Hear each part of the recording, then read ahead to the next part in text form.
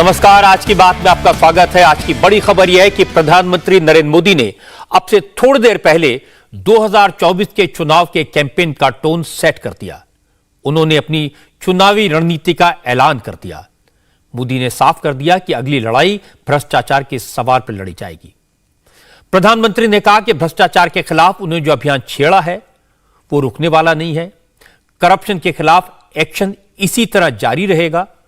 मोदी ने कहा कि भ्रष्टाचार के खिलाफ एक्शन से परेशान होकर देश के सभी भ्रष्टाचारी एकजुट हो गए हैं।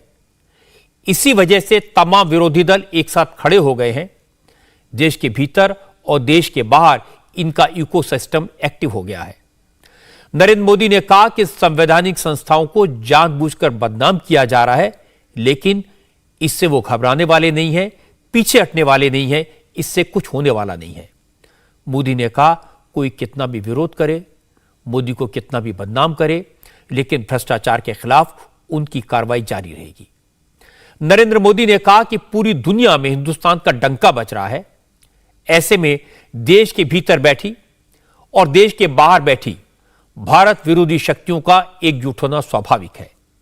लेकिन आज हर देशवासी समझता है भ्रष्टाचार रुकेगा तभी देश आगे बढ़ेगा। मोदी ने कहा अब न देश झुकेगा न रुकेगा। प्रधानमंत्री ने कहा कि कांग्रेस के नेता जनसंघ के जमाने में कहते थे कि जनसंघ को जड़ से उखाड़ कर फेंक देंगे। आज कांग्रेस के नेता कहते हैं कि मोदी तेरी कब्र खुदेगी। नरेंद्र मोदी ने आज भारतीय जनता पार्टी के कार्यालय में कार्यकर्ताओं को संबोधित करते हुए कहा, अनेक बार जनसंघ को खत्म करने की कोशिश हुई, उन्हें भी जेल में डालने की साजिश हुई, लेकिन कोई कामयाबी नहीं मिली। मोदी ने कहा कि बीजेपी अखबारों, टीवी स्क्रीन की चमक, ट्विटर हैंडल और यूट्यूब चैनलों से पैदा नहीं हुई। बीजेपी जमीन पर काम करके आगे बढ़ी है। मोदी ने पार्टी के कार्यकर्ताओं से कहा कि आगे वक्त कठिन है, लड़ाई लंबी है, डगर डगर पर भ्रष्टाचार से लड़ना है, भाई भतीजावाद से लड़ना है, संप्रदायवाद से लड़ना है, जातिवाद से लड़ना है, भारत विरोधी ताकतों और उनके इकोसिस्टम से लड़ना है। इसलिए सभी कार्यकर्ताओं को लंबी लड़ाई के लिए तैयार रहना होगा। असल में प्रधानमंत्री नरेंद्र मोदी ने अब से थोड़ी देर पहले दिल्ली में बीजेपी मुख्यालय में बनी नई बिल्डिंग का उद्घाटन किया। इस मौके का इस्तेमाल बीजेपी ने राजनीतिक विरोधियों को करारा जवाब देने में किया। मोदी ने कहा कि देश में भ्रष्टाचार के खिलाफ अभियान चल रहा है। इससे परेशान भ्रष्टाचारी अब एक मंच पर आ गए हैं।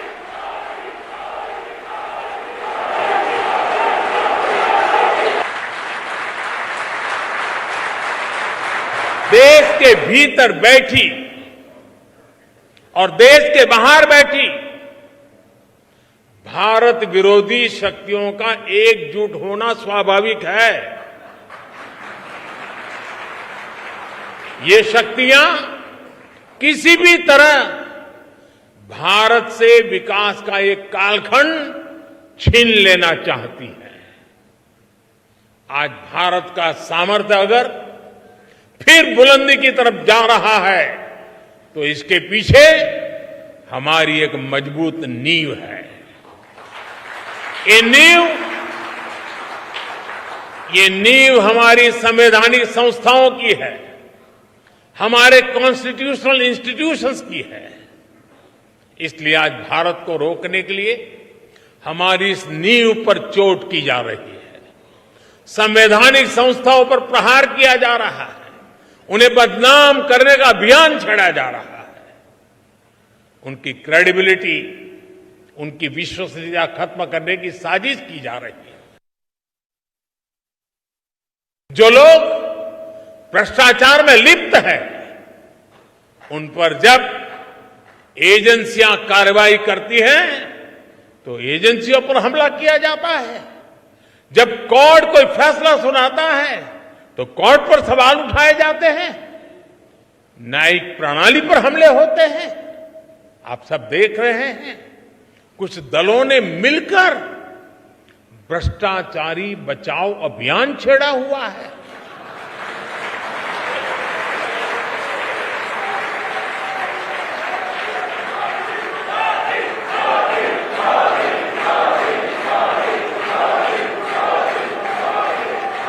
आज भ्रष्टाचार में लिप्त जितने भी चेहरे हैं वो सब एक साथ एक मंच पर आ रहे हैं।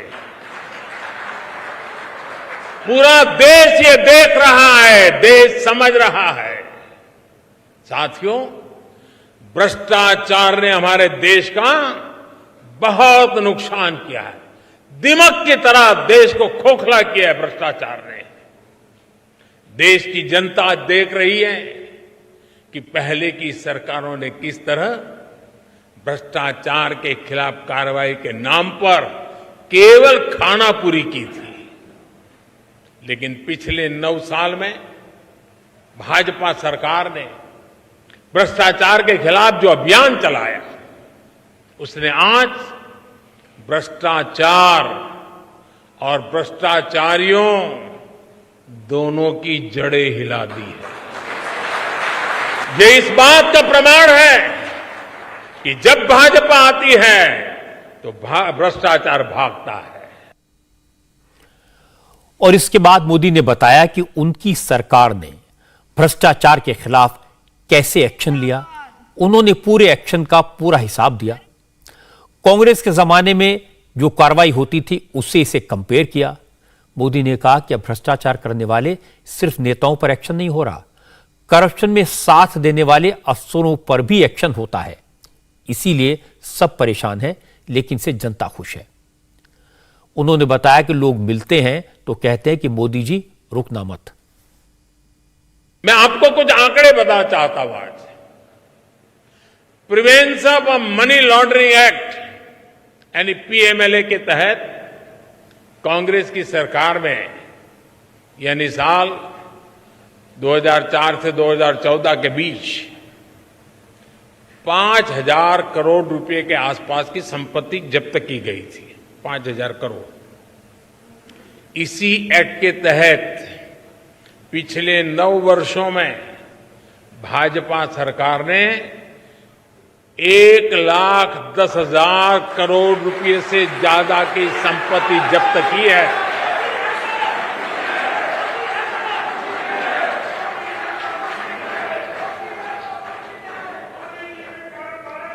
इस एक्ट के तहत पहले के मुकाबले 2 गुने से ज्यादा केस रिकॉर्ड किए गए हैं और 15 गुना ज्यादा लोगों को गिरफ्तार किया गया है।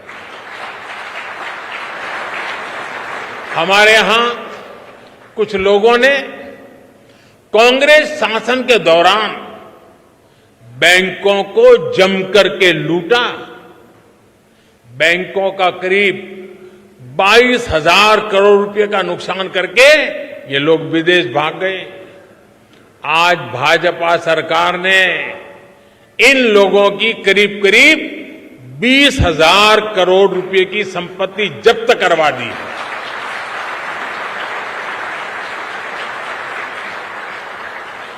प्रिवेंशन ऑफ करप्शन एक्ट के तहत पिछले 9 वर्षों में सीबीआई ने लगभग 5,000 केस दर्ज किए हैं। बीजेपी सरकार में भ्रष्टाचार के आरोपों से घिरे हुए सैकड़ों बड़े अधिकारियों को संविधान दिखाया, सरकार के नियम दिखाए और उनको जबरन रिटायर किया गया है, घर भेज दिया गया है और उनके खिलाफ कार्रवाई की गई है। आजादी के 7 दशकों में पहली बार भ्रष्टाचार पर इस तरह की चोट हो रही है। पूरे देश की जनता आज भ्रष्टाचारियों पर हो रही कार्रवाई से खुश है। आपकी यही जानकारी है ना?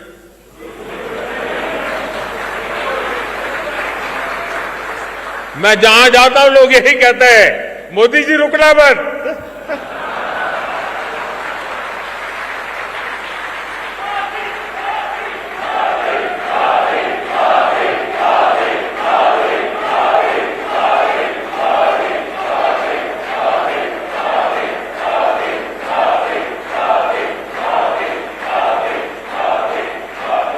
आज हर देशवासी समझता है भ्रष्टाचार रुकेगा तभी देश आगे बढ़ेगा।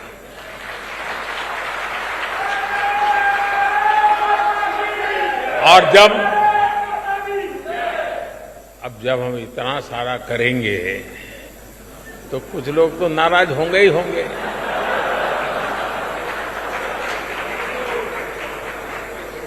वो अपना गुस्सा भी निकालेंगे, लेकिन इनके झूठों आरोपों से न देश झुकेगा, न भ्रष्टाचार के विरुद्ध कार्रवाई थमने वाली है। नरेंद्र मोदी यही खासियत है, उन्होंने बड़ी चतुराई से पिछले कुछ दिनों से चलाए जा रहे कांग्रेस के कैंपेन के एक एक पॉइंट का जवाब दिया और इसके बाद मोदी ने सीधे कांग्रेस को निशाने पर लिया। नरेंद्र मोदी ने कहा, आज कांग्रेस के नेता कह रहे हैं कि मोदी तेरी कब्र खुदेगी, लेकिन कांग्रेस के लोग भूल गए कि पहले वो जनसंघ को जड़ से उखाड़ने के दावे करते थे। लेकिन हकीकत क्या है, ये आज पूरी दुनिया देख रही है। बीजेपी दुनिया की नंबर 1 पार्टी बन गई है। मोदी ने अपनी पार्टी के कार्यकर्ताओं से कहा कि विरोधियों के इस तरह के नारों से न परेशान होने की जरूरत है, न उन पर ध्यान देने की जरूरत है, क्योंकि जनता विरोधियों की नीति और नीयत दोनों को अच्छी तरह समझती है। कांग्रेस के नेता कभी कहा करते थे, जनसंघ के जमाने में बड़े बड़े नेता कहते थे, जनसंघ को जड़ से उखाड़कर फेंक देंगे। ये उनके बड़े बड़े नेता बोलते थे जी। और आज की कांग्रेस कहती है कि मोदी तेरी कब्र खुदेगी। जनसंघ को मिटाने की, भाजपा को मिटाने की अनेक बार साजिशें हुई और ये तो वो लोग हैं जिन्होंने मुझे भी जेल में डालने के लिए क्या क्या जाल नहीं बिछाई, लेकिन वो पूरी तरह नाकाम रहे।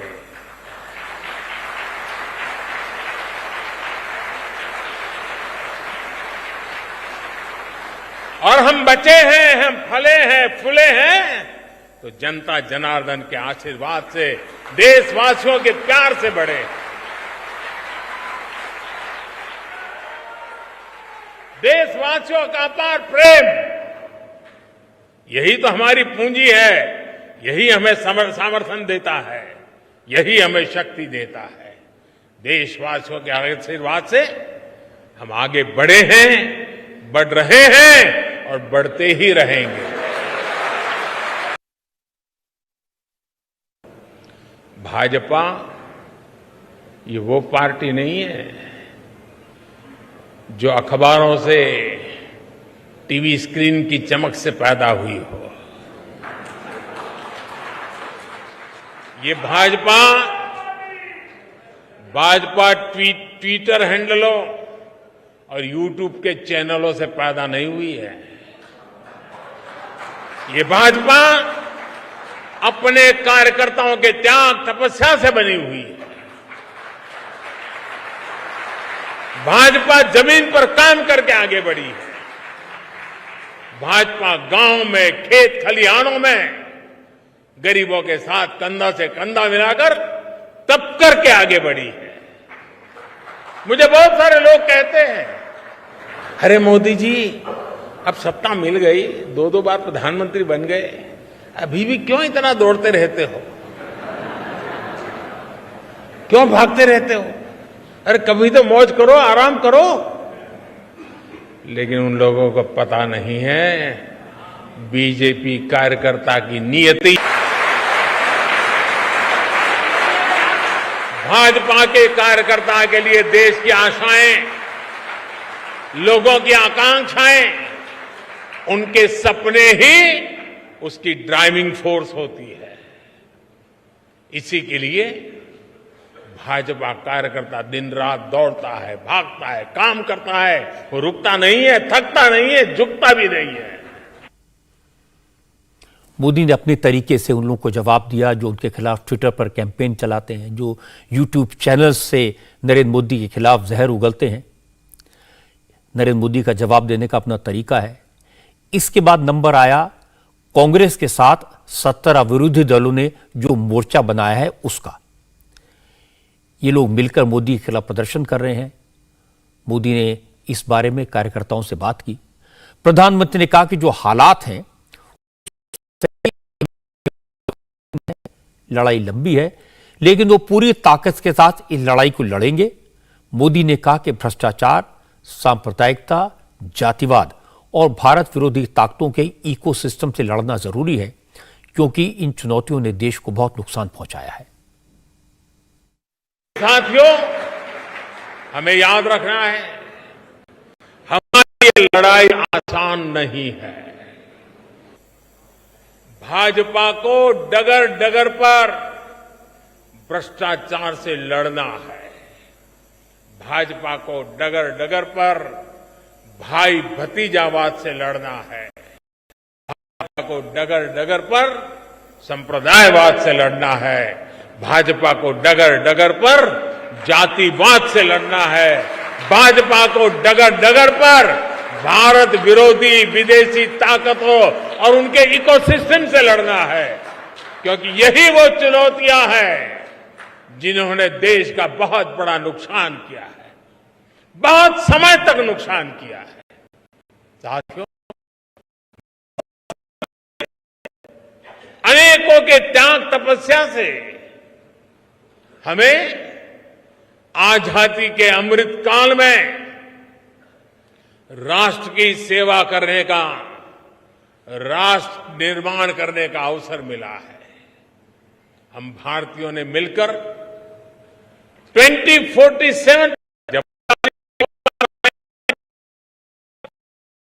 विकसित भारत का लक्ष्य रखा है। आजादी के अमृत महोत्सव से लेकर आजादी के 100 वर्ष तक देश की इस यात्रा में प्रत्येक भाजपा कार्यकर्ता को जी तोड़ मेहनत करनी ही करनी है। हमारे कार्यकर्ताओं को लंबी पारी के लिए तैयार करना चाहिए।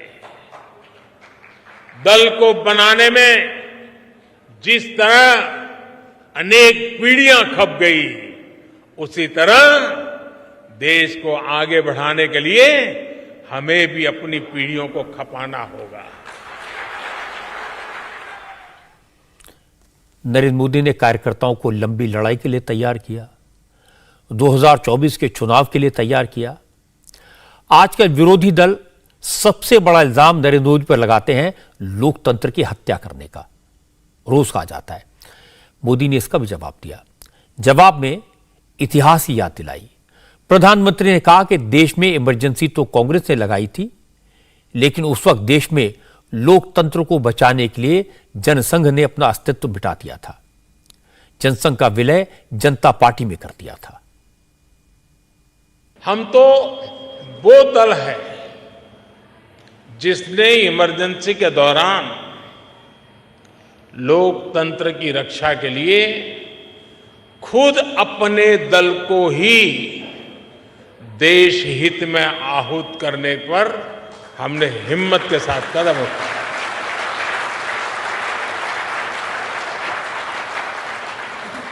फिर सन 84 में जो हुआ, देश कभी भी उस काले पृष्ठ को भूल नहीं सकती है। और उसके बाद जो चुनाव हुआ, कांग्रेस को ऐतिहासिक बहुमत मिला था। भावनाओं से भरा हुआ वो माहौल, एक इमोशनली चार्ज एटमॉस्फियर, और उस आंधी में हम भी लगभग पूरी तरह से खत्म हो गए थे। लेकिन हम हताश नहीं हुए। 2 लोकसभा सीटों के साथ शुरू हुआ सफर 2019 में 303 सीटों तक पहुंच गया। आज भाजपा केवल विश्व की सबसे बड़ी पार्टी नहीं है, बल्कि भाजपा भारत के सबसे फ्यूचरिस्टिक। ये लगता है कि वो नफरत फैलाते हैं, उनकी पार्टी देश को बांटती है, हिंदू मुसलमान के बीच झगड़ा करवाती है। मोदी ने आज इसका भी जवाब दिया। मोदी ने कहा, बीजेपी के सबका साथ सबका विकास के नारे को आज पूरी दुनिया अपना रही है। तमाम देशों के हेड ऑफ स्टेट इस मंत्र का महत्व समझ रहे हैं। इसे अपना नारे का अर्थ समझ में नहीं आता, वो अपने देश में अपनी भाषा में इसका अनुवाद करके इसे लागू करते हैं। और विरोधियों को यह बात रास नहीं आ रही। एक गर्व की बात है,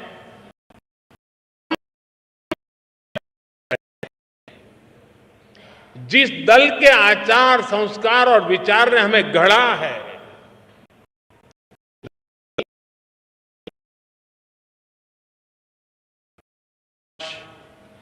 विश्व भर में चर्चा हो रही है। बीजेपी वो दल है सामर्थ्य को सशक्त करने के एक ही संकल्प को लेकर के चल रहा है।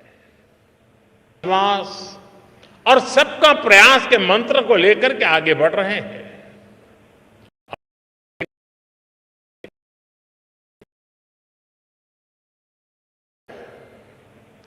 वो हमारी भाषा से परिचित नहीं है, लेकिन फिर भी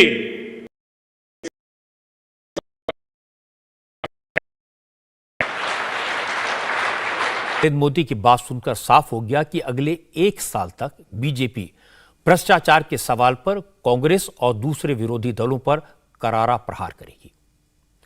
जब मोदी ने कहा कि भ्रष्टाचार के खिलाफ लड़ाई ने बहुत लोगों को नाराज कर दिया है, जब मोदी ने कहा कि भ्रष्टाचार में लिप्त चेहरे एक साथ मिलकर खड़े हो गए हैं, जब मोदी ने कहा कि उनकी सरकार ने भ्रष्टाचारियों की जड़ें हिला दी हैं, जब मोदी ने कहा कि अब भ्रष्टाचारियों का पूरा इकोसिस्टम उनको हटाने और मिटाने के लिए एक्टिव हो गया है, जब उन्होंने कहा कि भ्रष्टाचार की वजह से सारे अपराधी इकट्ठे हो गए हैं, इन सारी बातों से मोदी का मैसेज क्लियर है।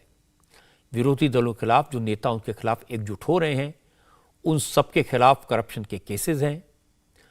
मोदी ने कहा कि एक तरफ वो लोग हैं जिन्होंने भ्रष्टाचार किया और दूसरी तरफ मोदी हैं जिन्होंने करप्शन के खिलाफ अभियान चलाया। आज मोदी ने बीजेपी के कार्यकर्ताओं को याद दिलाया कि जब कांग्रेस की सरकार थी तो उन्हें जेल में डालने के लिए कैसे कैसे प्रयास किए गए। यह जवाब था विरोधी दलों की इस बात का कि मोदी सरकार में उन्हें जेल में डाल दिया जाता है। मोटे तौर पर मोदी ने अपने कार्यकर्ताओं को जो संदेश दिया उसमें एक बात स्पष्ट है, अब लड़ाई भ्रष्टाचार के खिलाफ एक्शन लेने वालों और भ्रष्टाचार करने वालों के बीच होगी। मोदी को इस बात से कोई प्रॉब्लम नहीं है कि 2024 से पहले उनके खिलाफ विरोधी दल इकट्ठा हो रहे हैं। मोदी तो अब जनता को यह बताएंगे कि सारे भ्रष्टाचारियों ने इकट्ठे होकर उनके खिलाफ मोर्चा बना लिया है और वो उन्हें हटाना चाहते हैं।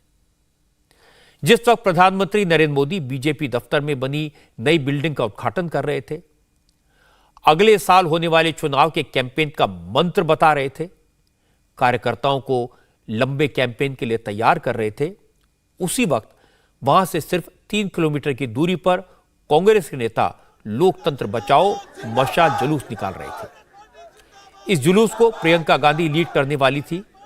कांग्रेस सारे एमपी और पार्टी के नेताओं को इस मशाल जुलूस में शामिल होना था। अधीर रंजन चौधरी, जयराम रमेश, हरीश रावत, पी चिदंबरम, प्रमोद तिवारी, अजय सिंह लल्लू जैसे कुछ नेता और सांसद कार्यकर्ताओं के साथ वहां पहुंच भी गए थे। मशालें जलाने की तैयारी शुरू हो गई थी, लेकिन पुलिस ने उन्हें रोक दिया। कांग्रेस लाल किले के सामने से चांदनी चौक के टाउन हॉल तक प्रोसेशन निकालना चाहती थी, लेकिन पुलिस का कहना था कि लाल किले के सामने बने कॉरिडोर में सिर्फ रिलीजियस प्रोसेशन निकाले जा सकते हैं।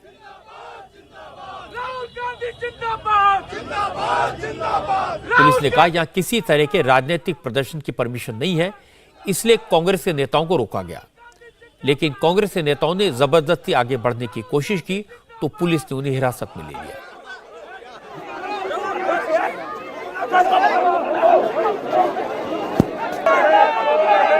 हिरासत में ले जाने के बाद हरीश रावत ने कहा कि देश में लोकतंत्र की हत्या का और क्या सबूत चाहिए। अब विपक्ष को प्रदर्शन करने से भी रोका जा रहा है, लेकिन इस जुल्म के खिलाफ लड़ाई जारी रहेगी। ये लोकतंत्र की हत्या है। हमको मशाल जुलूस नहीं निकालने दिया गया। हमने मशालें जलाई, अपने कपड़े निकाल के रुमालें लगा करके मशालें जलाई, जिनको पुलिस ने बलात् बुझाने का काम किया। मगर हम दिल की मशाल जला करके जो है ये जहां ले जाएं, जो भी जुल्म करे, इस जुल्म से लड़ेंगे। भारत का प्रतिपक्ष जिंदाबाद, राहुल गांधी जिंदाबाद। इसके बाद अधीर रंजन चौधरी, जयराम रमेश और इमरान प्रतापगढ़ी के साथ कई बड़े कांग्रेस नेता भी लाल किले पर पहुंचे, लेकिन उन्हें भी मार्च निकालने की परमिशन नहीं मिली। अधीर रंजन चौधरी ने कहा, सरकार भले उन्हें रोकने की कितनी भी कोशिश कर ले, वो रुकने वाले नहीं है। सरकार मुद्दों से भागना चाहती है, लेकिन कांग्रेस इस आंदोलन को गांव-गांव तक लेकर जाएगी। सदन के अंदर, सदन के बाहर, ये सरकार, ये तानाशाही सरकार के खिलाफ हमारा ये आंदोलन ये जारी रखेंगे हम, चाहे कुछ भी हो जाए। और सदन के अंदर हो या सदन के बाहर, सारे हिंदुस्तान के हर गांव, हर कस्बे पे लोकतंत्र को बचाने के लिए और हिंदुस्तान के बेरोजगारों के साथ साथ आम लोगों की रोजमर्रा की चीजों की जो बेतहाशा इजाफा हो रहे हैं, हिंदुस्तान के किसानों की जो तकलीफ हो रहे हैं, सारे मुद्दे से ये भागना चाहता है मोदी सरकार। जब कांग्रेस के नेताओं को पुलिस ने रोका तो वो जमीन पर बैठ गए। जयराम रमेश ने कहा, उन्होंने पुलिस से परमिशन ली थी, इसके बावजूद उन्हें रोका गया। जयराम रमेश ने कहा, यह आजादी का अमृतकाल नहीं, मोदी का आपातकाल है। हम लोग शांतिपूर्वक ढंग से लाल किला से टाउन हॉल जाने वाले थे। करीब 1 किलोमीटर का रास्ता है, हमें रोका गया। मोदी शाही की हकीकत है ये तानाशाही के खिलाफ, मोदी शाही के खिलाफ ये हमारा संघर्ष है। शांतिपूर्वक ढंग से कर रहे हैं, कोई हिंसा नहीं, सिर्फ नारेबाजी, बस और कुछ नहीं। और हमें रोकाया जा रहा है। संसद के अंदर हमारी आवाज बंद कराई जा रही है और संसद के बाहर हमारे खिलाफ कार्रवाई कराई जा रही है। क्या पहले परमिशन ली थी आपने? फुल परमिशन ली थी हमने, उसके बावजूद नहीं जाने दिया? उसके बावजूद हम यहाँ बैठे हुए हैं, हम चल नहीं पाए हैं। 1.5 घंटे से हम चलने की कोशिश कर रहे हैं। 1 किलोमीटर का रास्ता सिर्फ मशाल को लेकर, लोकतंत्र बचाओ का नारा लेकर, और वो भी हमें रोका जा रहा है। ये अमृतकाल नहीं है, ये मोदी का अघोषित आपातकाल है। हालांकि आज तो कांग्रेस के प्रोटेस्ट की शुरुआत थी, पहला दिन था, लेकिन शुरुआत हो नहीं सकी। लेकिन कांग्रेस ने अगले 1 महीने का कैलेंडर आज जारी कर दिया। 30 अप्रैल तक कांग्रेस देश के अलग अलग शहरों में सत्याग्रह, भूख हड़ताल और प्रेस कॉन्फ्रेंस करके बीजेपी को घेरेगी। आज संसद में भी अडानी और राहुल के मुद्दे पर विपक्ष का हंगामा जारी रहा। कांग्रेस के सांसद पार्लियामेंट में आज काले कपड़े पहनकर आए थे, हाउस में हंगामा किया और सदन की कार्रवाई स्थगित हो गई। इससे पहले रोज की तरह आज भी मल्लिकार्जुन खड़गे ने विपक्ष के नेताओं के साथ मीटिंग की। पता यह लगा कि कांग्रेस अब राहुल गांधी की मेंबरशिप खत्म किए जाने के मुद्दे पर लोकसभा स्पीकर ओम बिरला को घेरने का मूड बना रही है। कांग्रेस के कुछ सांसदों ने स्पीकर के खिलाफ नो कॉन्फिडेंस मोशन लाने का सुझाव दिया है, लेकिन अभी इस पर कोई फाइनल फैसला नहीं लिया गया है। कांग्रेस अडानी के मुद्दे को हवा देना चाहती है, लेकिन बीजेपी राहुल गांधी के बयानों को लेकर कांग्रेस को पिछड़े वर्ग का विरोधी घोषित करने पर जोर लगा रही है। बीजेपी की ओबीसी सांसदों ने आज पार्लियामेंट में प्रदर्शन किया और उसके बाद केंद्रीय मंत्री स्मृति ईरानी ने राहुल गांधी पर निशाना साधा। स्मृति ईरानी ने कहा कि राहुल प्रधानमंत्री मोदी की छवि खराब करने के मिशन में लगे हैं और इसके चक्कर में अब वो पूरे पिछड़े वर्ग का अपमान कर रहे हैं, ओबीसी समाज का अपमान कर रहे हैं और इस पर राहुल को जवाब देना होगा। राहुल गांधी ने 4 मई 2019 में एक मैगजीन इंटरव्यू में ये प्रण लिया कि मैं मोदी की इमेज पे प्रहार करता रहूंगा जब तक उस इमेज को छिन्न भिन्न ना कर दूं। राहुल गांधी का मोदी के प्रति विष देश के प्रति अपमान में परिवर्तित हो चुका है, लेकिन नरेंद्र मोदी का अपमान करते करते पूरे ओबीसी समुदाय का अपमान करना भी राहुल गांधी ने उचित समझा। नरेंद्र मोदी की इमेज पर प्रहार करने के लिए उन्होंने विदेश में झूठ बोला, देश में झूठ बोला, देश की संसद में झूठ बोला और संसद के अपने भाषण में जो झूठ बोला उसको पूरे देश ने सुना। राहुल गांधी ने क्या अपने एलिगेशंस को ऑथेंटिकेट किया? नहीं किया। ये वो व्यक्ति हैं जो सुप्रीम कोर्ट के सामने जाकर नाक रगड़कर माफी मांगते हैं और आज ढोंग करते हैं डरपोक ना होने का। घर उनका नहीं है, जनता का है। देखिए, कांग्रेस पार्टी इस बात की आदी हो चुकी है कि जैसे अमेठी में गरीब नागरिकों की जमीन हड़पा ली, वैसे ही आज देश की राजधानी में टैक्स पेयर का मकान हड़प लेंगे। स्मृति ईरानी की बातों का जवाब दिया कांग्रेस के सीनियर लीडर अधीर रंजन चौधरी ने। अधीर रंजन ने कहा कि मोदी और स्मृति ईरानी को ओबीसी का ठेकेदार बनने की जरूरत नहीं है। बीजेपी ओबीसी के नाम पर सिर्फ पॉलिटिक्स कर रही है। अधीर रंजन ने कहा कि स्मृति को सच्चाई पता है, लेकिन प्रधानमंत्री मोदी के इशारे पर उन्हें यह सब कहना पड़ रहा है, वरना उनकी नौकरी चली जाएगी। हमारी पार्टी की तरफ से बड़े विस्तार से कह दिए गए कि राहुल गांधी जी की भाषण के क्या है, उनकी व्याख्यान क्या है, और इसके साथ ओबीसी का जरा सा भी ताल्लुकात नहीं है। और ये ओबीसी का ठेकेदार ना मोदी बने ना स्मृति ईरानी बने, क्योंकि ओबीसी के नाम करते हुए ये लोग और कुछ नहीं, सिर्फ सियासत करना चाहते हैं। ओबीसी लोगों को भड़काने की कोशिश कर रहे हैं। हिंदुस्तान के ओबीसी को इतने आसानी से गुमराह नहीं किया जा सकता। जो हो गया सो भूल जाओ। मोदी जी और ईरानी जी, अभी तुम्हारे सारे गुब्बारा से गैस निकल चुके हैं, तो इसमें और कोई अहमियत नहीं बची हुई है। राहुल गांधी जी से भागते हुए मोदी जी आज स्मृति ईरानी को तैनात कर रही है। वो अगर ना कहेगी तो उनकी नौकरी भी चली जाएगी बेचारी की, तो इसलिए उनको कहना ही पड़ेगी। अब कांग्रेस बार बार यह दावा कर रही है कि राहुल ने ओबीसी का अपमान नहीं किया। दूसरी तरफ बीजेपी इस मुद्दे को छोड़ नहीं रही है। बीजेपी के ओबीसी सांसदों ने आज प्रदर्शन करके राहुल गांधी से माफी मांगने के लिए कहा। संजय जायसवाल ने कहा कि जब तक राहुल माफी नहीं मांगेंगे तब तक प्रोटेस्ट चलता रहेगा।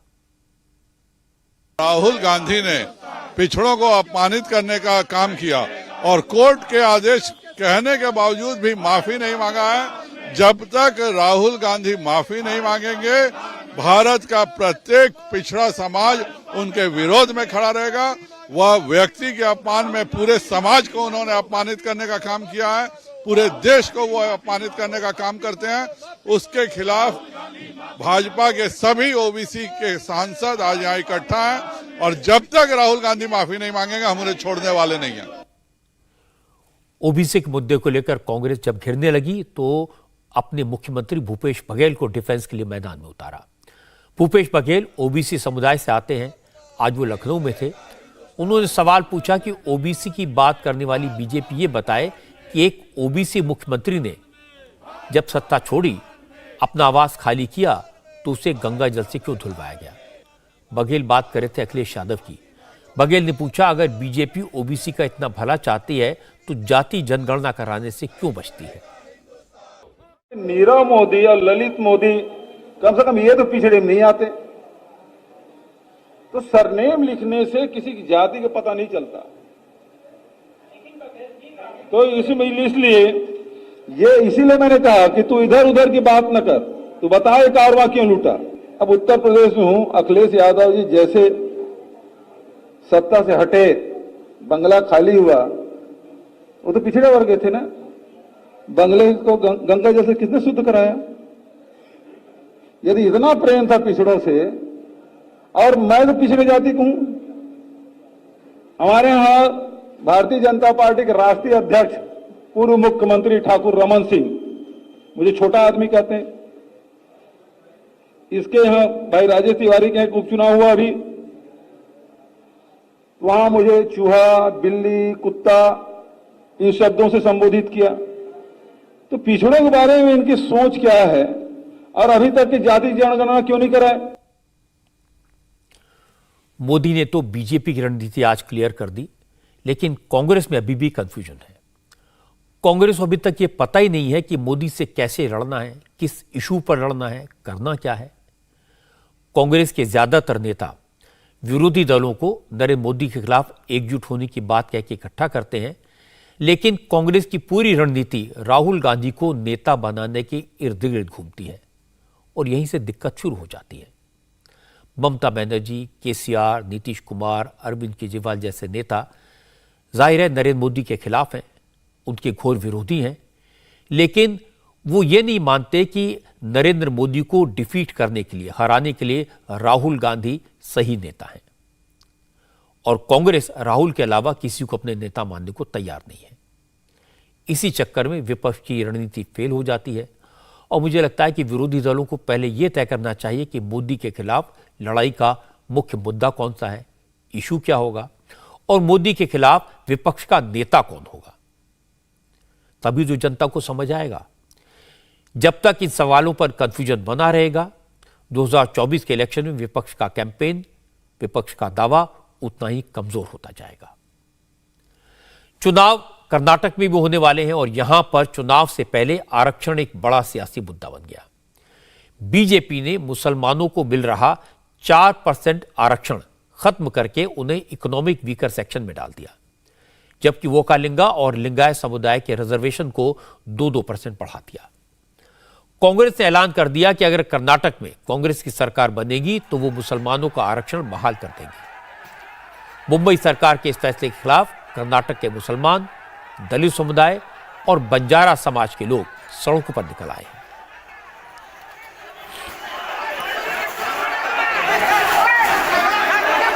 दलितों में अपने हिस्से के आरक्षण से, बंटवारे से नाराजगी है।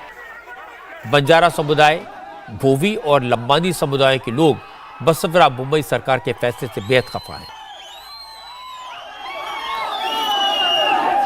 बंजारा समुदाय के लोगों ने तो पूर्व मुख्यमंत्री बीएस येदियुरप्पा के घर पर हमला बोल दिया। येदियुरप्पा के घर में घुसकर तोड़फोड़ की। प्रदर्शनकारियों पर काबू पाने के लिए पुलिस को लाठीचार्ज करना पड़ा।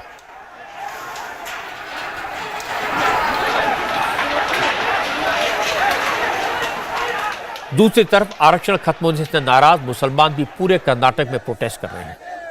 राजधानी बेंगलुरु से लेकर ओल्ड मैसूरू और कोस्टल कर्नाटक के इलाकों में मुस्लिम संगठन बीजेपी के खिलाफ प्रदर्शन के लिए उतरे। के अंदर जो भी पीसफुल राइट्स दिए गए हैं वो तमाम राइट्स को इख्तियार किया जाएगा।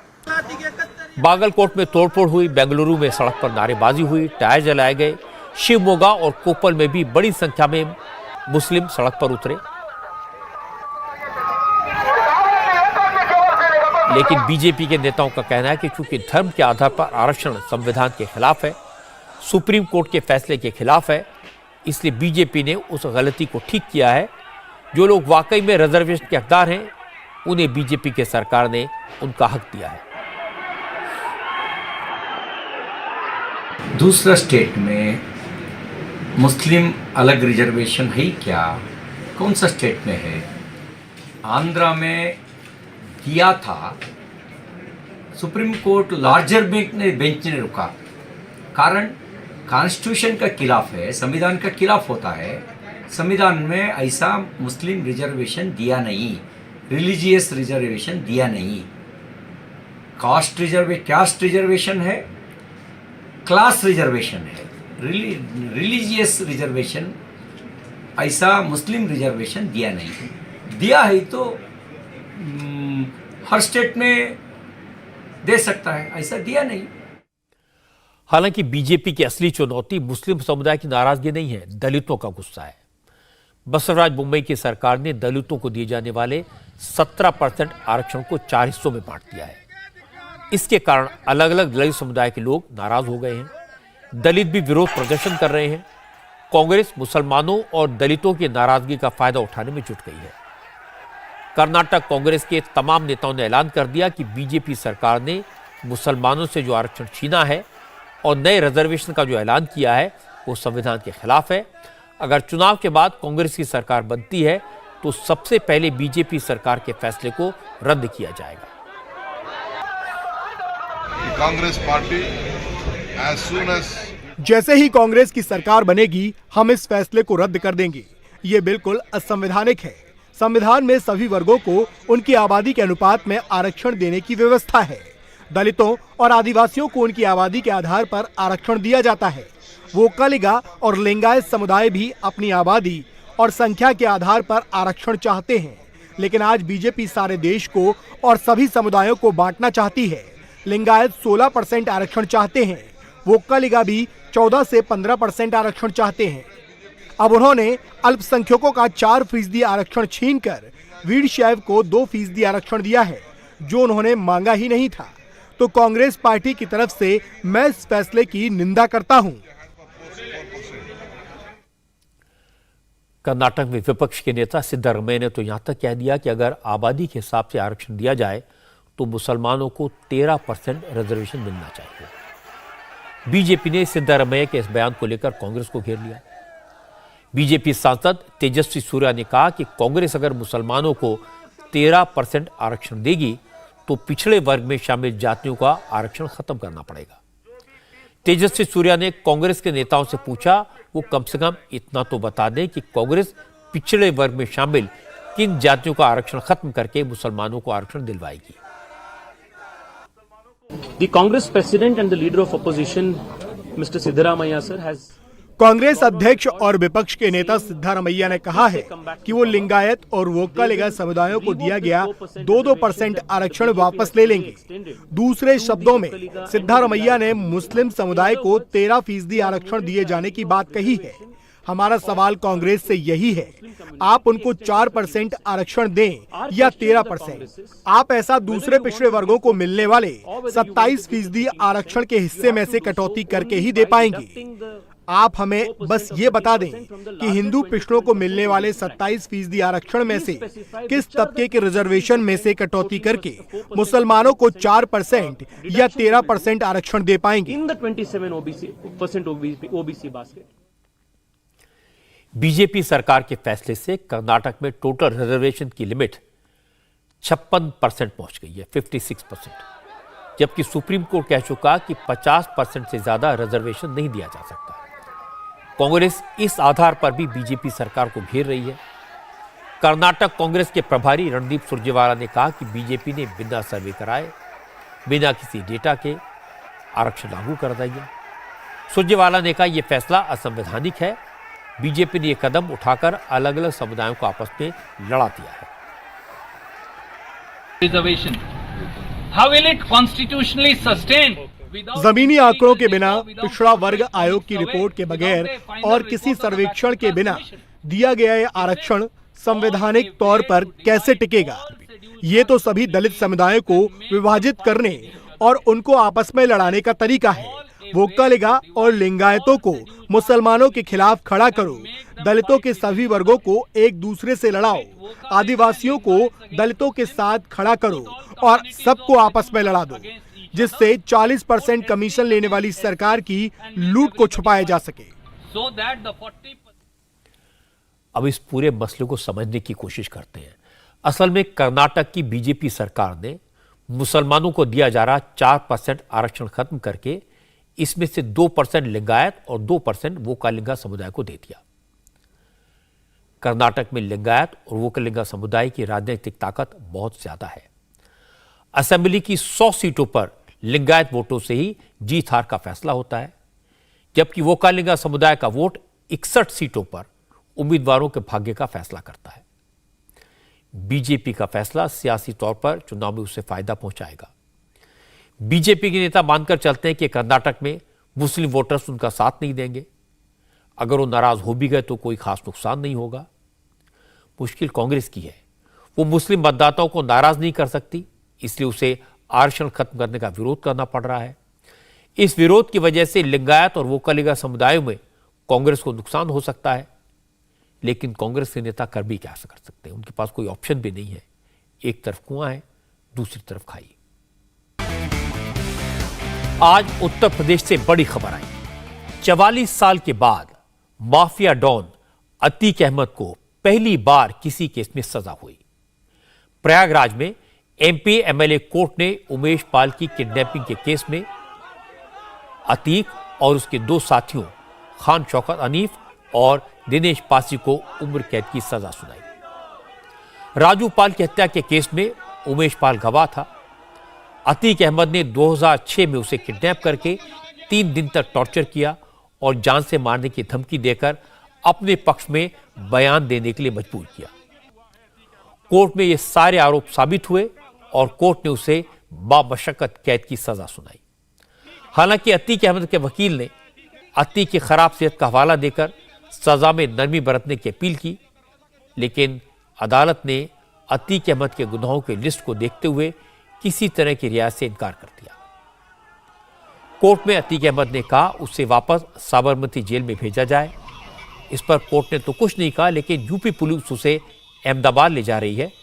अतीक अहमद सुप्रीम कोर्ट के आदेश पर साबरमती जेल में था, इसलिए अब उसे फिर प्रयागराज से वापस अहमदाबाद भेजा जा रहा है। अतीक की वापसी भी बाय रोड हो रही है, यानी जिस तरह उसे सड़क के रास्ते अहमदाबाद से प्रयागराज लाया गया वैसे ही वापस ले जाया जा रहा है। अतीक को तो आज उम्र कैद की सजा सुनाई गई, लेकिन कोर्ट ने इस केस में अतीक अहमद के भाई अशरफ समेत दूसरे 7 आरोपियों को सबूतों के अभाव में बरी कर दिया। लेकिन इस केस में बरी होने से अशरफ जेल से बाहर नहीं आ सकेगा, क्योंकि उसके खिलाफ उमेश पाल की हत्या के आरोप समेत 49 दूसरे मुकदमे भी दर्ज हैं।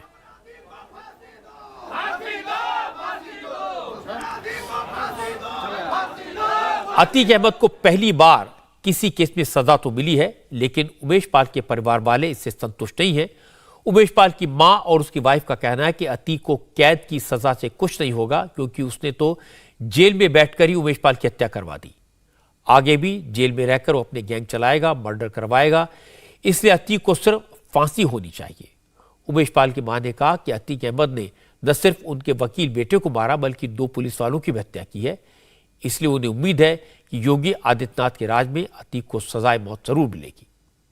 आपको बता दें कि उमेश पाल वकील थे, इसीलिए आज जब अतीक अहमद को कोर्ट में पेश किया गया तो वहां मौजूद वकीलों ने भी अतीक अहमद के खिलाफ नारे लगाए और कहा कि वकीलों के हत्यारे को फांसी दो।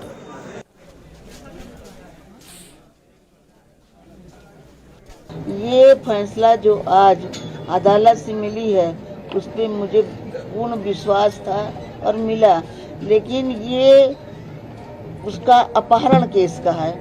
उसके बाद मेरे बेटे का अपहरण न सुनने दिया न देखने दिया, उसका मर्डर हो गया।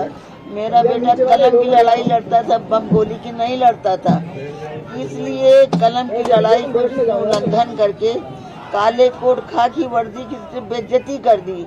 इसलिए मेरा यही निवेदन है, जो भी अदालत फैसला दे, मुझे मुख्यमंत्री जी के ऊपर विश्वास है कि मेरे बेटे का मर्डर का इनको फांसी की सजा सुनाए। वो पुराना खुखार बदमाश है, पूरा आधा डकैत है, वो नोट के बल पे आगे कुछ भी कर सकता है। इसलिए मेरा मुख्यमंत्री से यही एक निवेदन है कि मेरे बेटे जैसे हत्या उसने कराई है, साथ में 2 सुरक्षा कर्मी गए हैं, तो इसने खाकी और काले कोट की इसने लिहाड़ी बेइज्जती कर ली, तो इसको फांसी की सजा सुनाई जाए। इसलिए कि हम लड़ने योग्य नहीं है, ये फैसला मुख्यमंत्री जी के ऊपर है, अदालत के ऊपर। इसलिए मर्डर के इसने तो दे दिया अपहरण का, लेकिन मेरे बेटे 3 मारे गए हैं। इसलिए मेरा मुख्यमंत्री जी से यही गुहार है कि इनको फांसी दिया जाए, इनको जिंदा न रखा जाए। उमेश पाल की वाइफ ने कहा कि वो न्यायपालिका के फैसले का सम्मान करती है। उन्हें अंदाजा था कि किडनैपिंग के इस मामले में अतीक को यही सजा हो सकती थी, लेकिन अभी मर्डर केस का फैसला आना बाकी है और उसमें सिर्फ अतीक को ही नहीं बल्कि उसके भाई और बेटे को भी फांसी की सजा होनी चाहिए, क्योंकि जब तक इनमें से कोई भी जिंदा रहेगा तब तक इनका खौफ बना रहेगा। जो जजमेंट किया है वो ठीक है, मैं उनकी बातों का विरोध नहीं करूंगी। उन्होंने क्योंकि मेरे आदमी का अपहरण केस था, इस वजह से वो जो जजमेंट दिया उन्होंने वो ठीक किया है। लेकिन मैं अब जो है माननीय मुख्यमंत्री जी से निवेदन करूंगी, क्योंकि वो मेरे पिता समान है, मैं अकेले हूँ, मेरे साथ कोई लड़ने वाला नहीं है। मैं उन्हीं से याचना करूंगी कि उस आदमी को, उसके पूरे परिवार को, चाहे अतीक हो, चाहे अशरफ हो, चाहे उसका लड़का हो, चाहे कोई भी हो, जब तक उनको खत्म नहीं किया जाएगा तब तक ये आतंक चलता रहेगा। जड़ से खत्म करना जरूरी है। ये आदमी रहना नहीं चाहिए, चाहे जैसे भी है। ये कारावास में भी घटना कर सकते हैं। इस वजह से मैं ये चाहूंगी कि मुख्यमंत्री जी इन्हें खत्म करें, चाहे जो जाए। ये नहीं रहना चाहिए, अशरफ अतीक अहमद नहीं रहना चाहिए, चाहे जैसे भी हो। मुझे न्याय चाहिए, आतंक नहीं चाहिए। आतंक का मतलब है कि फिर आप भी हो सकते हैं, मैं भी हो सकती हूँ, अगला कोई और भी हो सकता है। मैं इसलिए चाह रही हूँ कि उसका आतंक खत्म हो, चाहे जैसे भी खत्म हो। अतीक के परिवार वाले चाहते थे कि अदालत अतीक अहमद को सजाए मौत दे। अदालत ने उसे उम्र कैद की सजा दी, लेकिन इस फैसले से कम अतीक को उसके गुनाहों की सजा मिलने का सिलसिला शुरू तो हुआ, वरना 44 साल में उसके खिलाफ 100 से ज्यादा केस दर्ज हुए, लेकिन वो राजनीतिक संरक्षण की वजह से बचता रहा। जिसने उसके खिलाफ बोलने की हिम्मत दिखाई, उसका मुंह हमेशा हमेशा के लिए बंद करवा दिया। जो अतीक अहमद साबरमती जेल में बैठकर 1250 किलोमीटर दूर प्रयागराज में उमेश पाल की हत्या करवा सकता है, उसकी ताकत और नेटवर्क का अंदाजा लगाया जा सकता है। लेकिन अब उसे सजा हुई है तो लोगों में कानून के प्रति, सरकार के प्रति, कोर्ट के प्रति भरोसा पैदा होगा। अतीक के जुल्म का शिकार और लोग भी सामने आएंगे। हालांकि ऐसा ही है कि अतीक को उसके सारे गुनाहों की सजा मिलने में वक्त लगेगा, लेकिन सरकार ने पिछले 6 साल में उसके साथ जो सख्ती की है, जिस तरह से उसकी संपत्तियों को जब्त किया है, उसके नेटवर्क को तोड़ा है, उससे अतीक के मन में जबरदस्त खौफ है। अतीक को अब इस बात का डर है कि कोर्ट ने तो उसे उम्र कैद की सजा दी है, लेकिन क्या वो वापस साबरमती जेल सुरक्षित पहुंच पाएगा? क्योंकि सफर लंबा है और एक्सीडेंट तो कहीं भी हो सकता है, गाड़ी तो कहीं भी पलट सकती है। मुझे लगता है कि अपराधियों के मन में इस तरह का डर, इस तरह का खौफ जरूरी भी है, और योगी आदित्यनाथ ने यह डर पैदा किया है। यह बड़ा बदलाव है। इसी बदलाव का असर है कि अब यूपी में बहन बेटियों को बाहर निकलने में डर नहीं लगता। यूपी में लोग सुकून से रहते हैं। इन्वेस्टर्स को यूपी में पैसा लगाने में डर नहीं लगता। आज ही कुछ बैंकर से मेरी मुलाकात हुई थी। उन्होंने बताया कि बदले माहौल की वजह से यूपी में बैंकिंग का और एमएसएमई का जबरदस्त विस्तार हुआ है। कुछ दिन पहले एक पावर कंपनी के लोगों ने मुझे बताया था कि अब उनके लोगों को गली गली जाने में घबराहट नहीं होती। किसी भी राज्य के विकास के लिए सुरक्षा की गारंटी सबसे जरूरी है, और योगी आदित्यनाथ ने यह करके दिखाया है। एक अच्छी खबर आपको बता दूं, अग्निवीर स्कीम के तहत भर्ती हुए नौजवानों के पहले बैच की आज पासिंग आउट परेड हुई। ट्रेनिंग के बाद अग्निवीरों के पहले बैच को नौसेना में शामिल किया गया। ओडिशा में नेवी के ट्रेनिंग सेंटर आईएनएस चिल्का में हुई इस पासिंग आउट परेड में 2585 अग्निवीरों को नेवी में शामिल किया गया है। इसमें 272 महिला अग्निवीर भी हैं।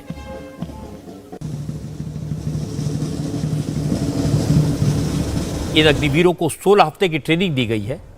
पासिंग आउट परेड के चीफ गेस्ट और नौसेना प्रमुख एडमिरल आर हरिकुमार ने कहा, यह मौका इसलिए भी खास है क्योंकि पहली बार विमेन सेलर्स का बैच नेवी में शामिल हो रहा है।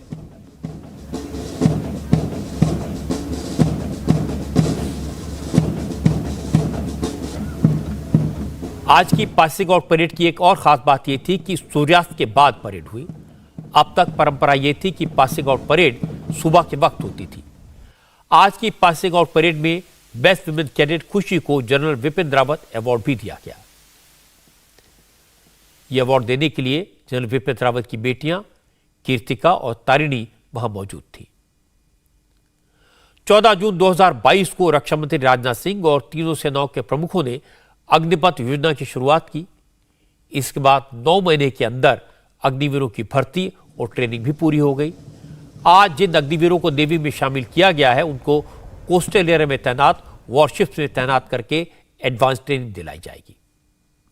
इन अग्निवीरों के चेहरों की खुशी, उनका जोश, उनका उत्साह उन लोगों को जवाब है जो कहते थे इस योजना में भर्ती के नौजवान नहीं मिलेंगे, जो लोग कहते थे अग्निवीर योजना से सेना में जाने वाले नौजवानों का मनोबल कम होगा। आज की बात में इतना ही। मेरी आपसे अगली मुलाकात होगी कल रात 9 बजे। इंडिया टीवी हर वक्त हर जगह डाउनलोड करने के लिए सर्च करें India TV news Google play store या ऐप स्टोर पर।